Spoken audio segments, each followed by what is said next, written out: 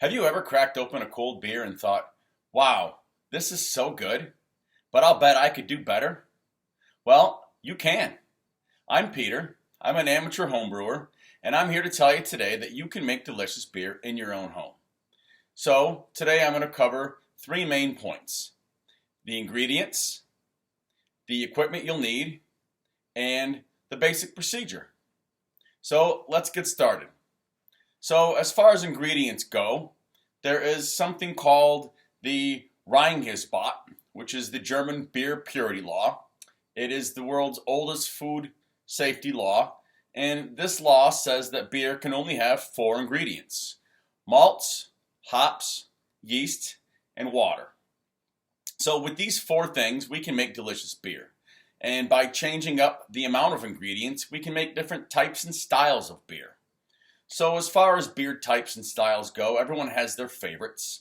Do some research, see what you like best, find your favorite beer, and find a recipe for it. There's many resources out there online. One of my favorite is The Complete Joy of Homebrewing, and also is the Brewmaster's Bible. So there's lots of books, online research, find your favorite style, and you can make it at home. So as far as ingredients go, we're going to use malted extracts. This is something they make for home brewers. It avoids the big commercial granary that they have to do. So it comes in a can, and it's very common. So we're going to use the malt extracts. We're going to use some crushed grain that you can find in your store. We're going to use basic tap water, nothing fancy. We're going to use some type of liquid yeast. Whatever your recipe calls for, there's different styles of yeast. Find a liquid one. It's the best option. And then hops. There's different types of hops, different styles. Whatever your recipe calls for, find them. You can either use whole cone, you can use compressed pellets, whatever floats your boat. So with our ingredients, now that we have our ingredients, we're going to need some equipment. We're going to need a big brew pot. Now, it doesn't have to be a 5-gallon brew pot. You can boil 2 to 3 gallons at a time. Actually, this is perfect for the home brewer. So find the biggest stock pot you have in your kitchen and use that. No need to buy anything crazy. You will need to buy some stuff. You'll need a primary fermenter, which is a food-grade bucket with a valve in the bottom. You'll need a secondary fermenter, which is a glass carboy.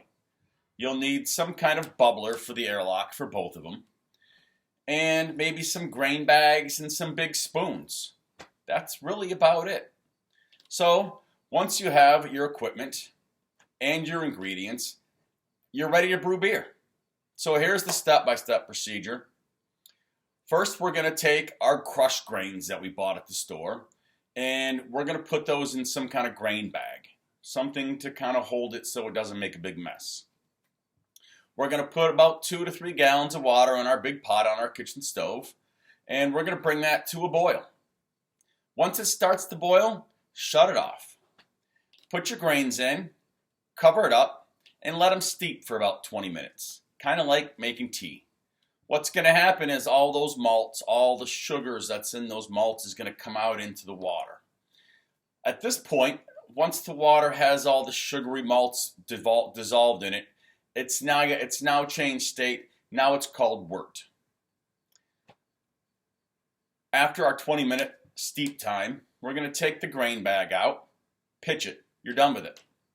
We're going to add our cans of malt extract, whatever your recipe calls for. Typically, it's 1 to 2. You're going to put your malts in. You're going to turn the stove back on and bring it back to a boil. Once you get to a nice rolling boil, not a little tiny boil, we want it boiling hard, then we're going to start our hour-long timer. Best procedure is to brew the beer on the stove for an hour. Start a 60-minute timer. Now, as you make it, you're going to add hops. Every beer has a different hop profile, but typically you're going to add some at the 60-minute mark, maybe some at 30 minutes, some at 5, some at 2. The reason we add them at different times is because it adds different qualities to the beer. The 60-minute just provides the bitterness. The 10-minute will give it more of a mouthful flavor. The hops at 2 minutes are going to give a good aroma to your beer. So add your hops throughout it as your recipe calls for. As we're boiling our 60 minutes away, as soon as it's done, shut it off. What we want to do next is cool our beer. We're going to cool the wort down. So we take it out of the stock pot and put it into the fermenter. And we're going to add another 2 to 3 gallons of cold water to cool it down.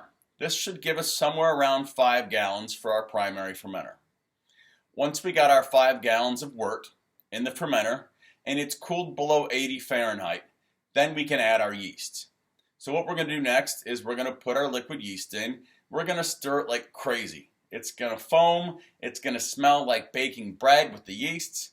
And what's going to happen is the yeast is going to eat the sugars. Yeast is a living organism and it feeds off the sugars. And the byproduct of this process is alcohol. Genius.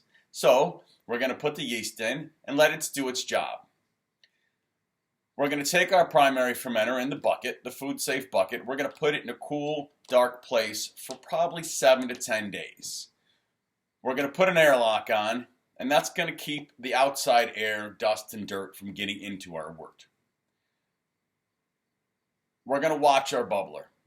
It's going to bubble like crazy the first few days, and then it's going to kind of calm down. That's fine. Let it sit a few more days. When it stopped bubbling, we're going to take it out of the primary and put it into the secondary glass carboy. Whatever kit you buy should have some type of siphon that you can take it out of one and put in the other. Kind of a slow process, but it's worth the wait. So we're going to put it in the secondary in the glass carboy, and then we're going to put it back in the cool, dark place for another 10 days, 14 days, whatever sounds right, whatever you think is appropriate. You're going to see some bubbling at this point, but it's going to be minor. What's happening in the secondary stage is it's going to finalize your beer. And the yeast is still active a little bit. It's going to clean it up and it's going to get clearer. Okay, so this is your clarifying stage. After 2 weeks, we're going to go to bottling. This is the third step of the beer procedure. Get your bottles wherever you can. Buy them, drink the beer, clean them, scrub them. The important thing on bottling and with all this is sanitizer. So typically I use an iodine-based sanitizer. Ask your local store, look online, find something food safe, and sanitize everything. We don't want any bacteria or dirt in our beer. Sanitize your bottles. We're going to take it out of the glass carboy and put it back into the primary. Okay, this is our big bucket with the valve on the bottom. This is how we're going to bottle it. Put it up on the counter, one at a time. We're going to fill those bottles. Now, you're wondering, where's the carbonation coming from? Let me tell you. You're going to add priming sugar before you put it in the bottles. So it's typically made, it's per 5 gallon batch. It's a little bag. It looks like powdered sugar. It's not. Don't bake with it. What this is going to do, you're going to put it in, you're going to stir it. The priming sugar is going to be the final stage. Whatever yeast is left will eat the priming sugar, and it's going to generate just enough carbonation in the bottle to give us that good fizz and good head when we pour the beer out. So we're going to bottle the beer. A 5 gallon batch should make about 2.5 cases of beer. So we're looking at about 50 some bottles. So be prepared. As you bottle it, you're going to need to cap it. So your kit will have a capper. You're going to have caps. Boil your caps ahead of time to sanitize those and cap them. Now my capper, there's different styles. My capper has 2 handles and you put it on and you do this and it presses the cap over. I've seen some with big levers like this. Whatever's easier, whatever your kit has, don't stress it. Okay?